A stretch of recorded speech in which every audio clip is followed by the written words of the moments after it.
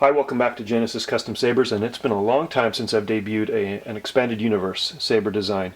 This one I've designed for a client as a custom commission build, and this is Darth Zannah'z lightsaber from the Bane trilogy, written by Drew Karpyshyn.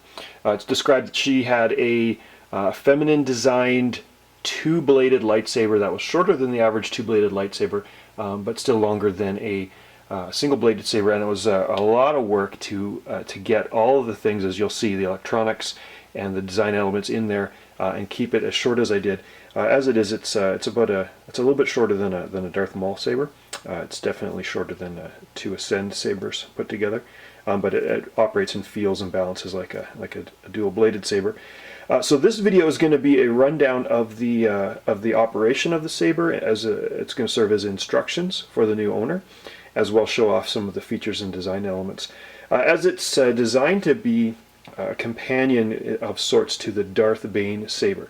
Not designed to match it, but designed to evoke some of the same imagery and some of the same design elements and era. Of course, it's got the D-ring, done almost exactly like the Darth Bane saber. Brass powder coating and crate bone elements that are familiar with the Darth Bane saber. It's the same black powder coating that I used on the Darth Bane saber, although the Darth Bane saber just has a little bit of it, whereas this saber, it's a predominant color.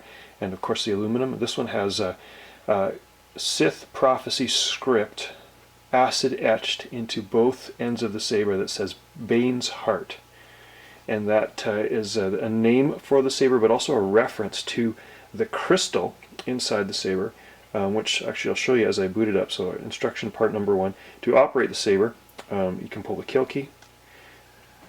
You get the boot up sound, of course on Vader font right now. The kill key end is the Crystal Focus version 7 end of the saber. The other end of the saber, to save cost but be able to match the performance, was the Petite Crouton version 3. And as you'll be able to see, and I'll do a close-up of that, the crystal glows and pulses with the Crystal Focus 7. It's fine-tuned to operate almost like a heartbeat. So the Bane's heart crystal mounted in there, and mounted in there very securely. It pulses in standby mode, and this saber actually is set not to go into deep sleep mode because the crystal pulsing is just so cool. I set that to just continue. So as long as the kill key's out, that crystal pulsing will go on. I can sit on a shelf and do that for hours, days before the battery will run down, because it does not use a lot of power in that mode. Although for long storage you'd want to put the kill keys back in. Now these are the 2.1mm recharge ports, one for each saber. Essentially the innards operate as two complete sabers. It's not designed to be separated and operated as two sabers, but the construction is two complete sabers. So there's two complete recharge ports, two completely different 7.4 volt lithium-ion batteries, two complete sound cards, two complete speakers. It's essentially two sabers in one. So you plug your your battery charger into there, and you'd charge both sides of the saber. Or the kill key obviously shuts off power to the saber for long-term storage. There's only the one D-ring, so it hangs on a belt from this end, and that's the initial look of the saber. I really am excited too about that new powder coating color. It's not copper, it's an anodized orange, which I wanted to just set off the internals along with the gold in there that you might be able to see. So the look of the saber is really designed to be an elegant looking saber. So to show you quickly how to operate it, I'll put a blade in, of course, with all the sabers. Now this, even though it's got a crystal, this is designed to be used. This is a heavy-duty operating saber. I try to design all of my high-end sabers so that they can be used in full dueling. So this one is certified for full dueling. So the blade goes in, blade retention screw. It's a stainless steel screw that holds the blade in very securely. The activation button is here. Turns on the saber. And you'll notice that the windows for the crystal are also now the sound. That's where the sound comes out. So any gripping of the saber in dead center, you're going to muffle the sound a little bit. But that's where the sound comes out. The other brass button, you'll notice the buttons are identical to the Bane buttons. That's the auxiliary button. You'll notice that the Tri-Cree RRW is red, red, white. It gives a bright red blade and a brilliant white flash. An excellent lock-up effect when you hold the button down. Of course, both ends of the saber operate the same way. Activation button, auxiliary. And the fonts, the sound fonts, because the Petite Crouton can hold 3 sound fonts and the Crystal Focus can hold up to 12, the 3 fonts on the Petite Crouton end match the first 3 fonts on the Crystal Focus. So I'll do the Petite Crouton first. You'll see that with the Petite Crouton, whoops, I just almost cut my leg off. You hold down the auxiliary button with the Petite Crouton end while it's on, and you've just switched sound fonts to sound font number 2. Hold it again, and you've now switched sound fonts to sound font number 3. Sound font number 2 is Shoto sound font for shorter blades. Sound font number 3 is Revenge, so you get that ray shield kind of sound for the Revenge sound font. Power's on.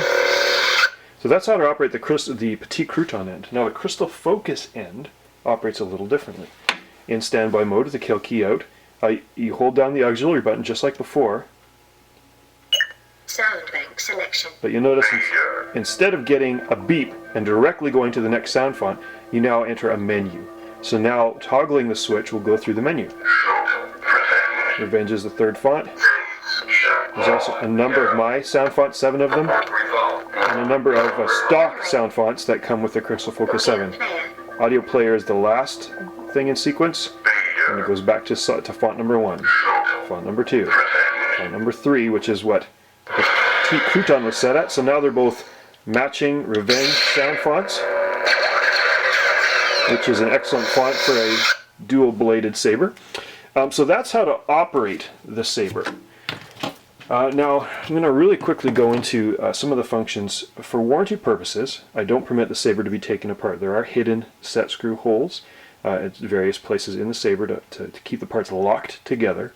But when it comes time to access the internals, the SD sound card, or the SD card, what you do is this aluminum collar there, that's kind of the marker where the saber removes. This part is locked to stay with the top part of the saber.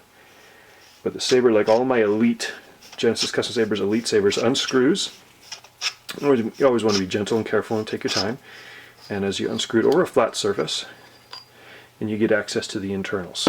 And you'll notice that whoops, put it on if you drop the saber on the auxiliary button, it will do that. So with the internals, you'll notice that it's really compacted. The battery, the Crystal Focus 7 sound card, this one's labeled Crystal Focus 7, the other one with the Petite Crouton is not labeled. Also, the Crystal Focus 7 has a red band marking that end, so when you go to screw it in your saber, you'll see that this end has, again, a red band that matches. So you always screw it into the proper end of the saber.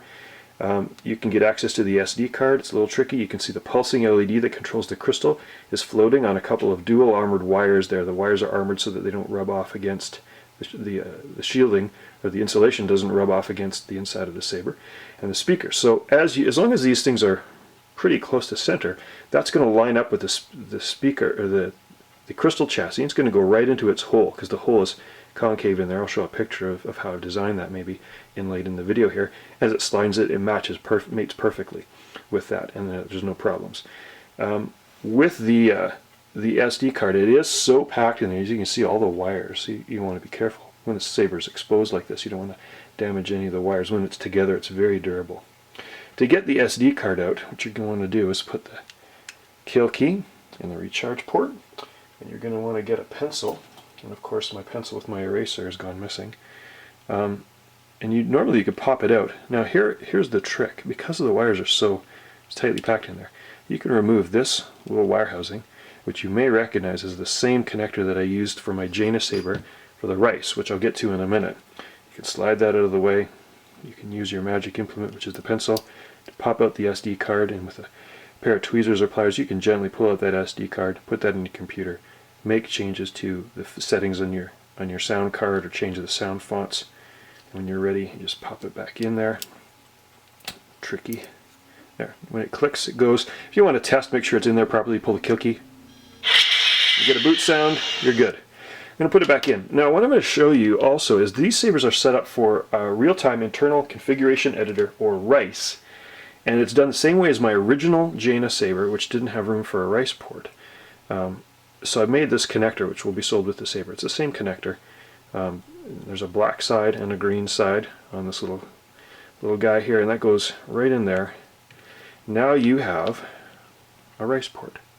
And that rice port connects into the rice cable, same cable that's sold at the custom saber shop that'll come with this saber. You plug the USB end into your computer. You plug in the 1/8 jack into the saber, like that. Once it's plugged in and the rice program is opened on your computer desktop, you pull out the kill key and you get then access to all the changes you might want to make on the sound card via the rice real-time internal configuration editor. And when you're ready, this little connector just tucks right out of the way next to the speaker.